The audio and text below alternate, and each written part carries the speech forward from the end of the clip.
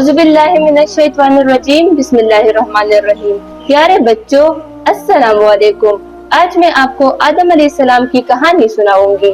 आदम अलैहिस्सलाम दुनिया के पहले इंसान थे जिनको अल्लाह ताला ने मिट्टी से बनाया। आदम अलैहिस्सलाम पहले नबी भी थे। अल्लाह ताला ने बहुत सालों पहले ये दुनिया बनाई। फरिश्ते नूर से बनाए और जिन्नात को आग से पैदा किया। फरिश्ते हर वक्त अल्लाह ताला की इबादत करते रहते थे।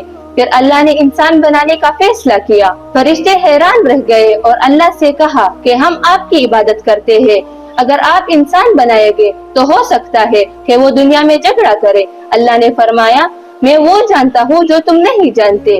फिर अल्लाह ने हजरत आदम अलैहिस्सलाम को दुनिया की मुख्तलिफ मिट्टी से पैदा किया।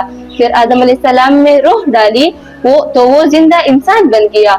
अल्लाह ने आदम अलैहिस्सलाम को चीजों के नाम सिखाए और इनको इल्म दिया।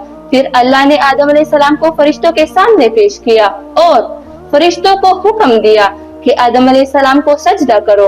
सब फरिश्तों ने सजदा किया, लेकिन इब्लीस ने नहीं किया, क्योंकि इब्लीस को खुद पर गुरूर था कि वो आग से बना है। इस गुरूर की वजह से अल्लाह ने इब्लीस को जन्नत से निकाल दिया। इब्लीस ने माफी भी नहीं मांगी, बल्कि अल्लाह से कहा कि वो इंसानों को बहकाएगा और अल्लाह के रास्ते से हटाएगा। अल्लाह ने कहा कि मेरे नेक बंदे तुम्हारी बातों में नहीं आएंगे और जो आएंगे वो तुम्हारी तरह होंगे।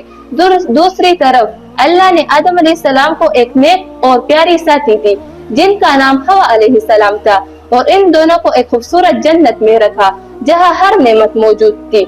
इनको बताया गया कि वो जैसा चाहे वहाँ रह सकते हैं, लेकिन उनको एक खास किस्म का फल खाने से मना किया। वो दोनों वहाँ खुशी खुशी रहने लगे।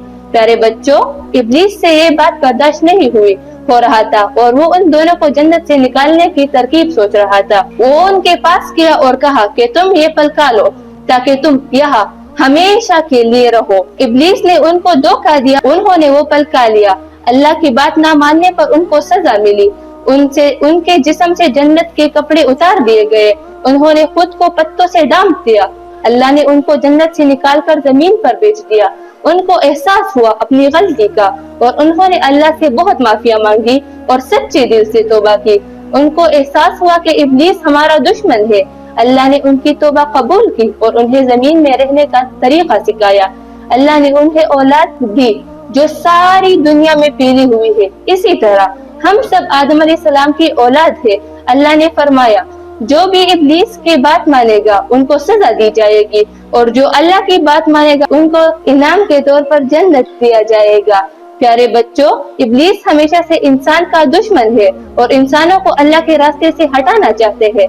इसीलिए हमें इब्लीस के बहकावे में नहीं आना चाहिए और अल्लाह की बात माननी चाहिए। शुक्रिया।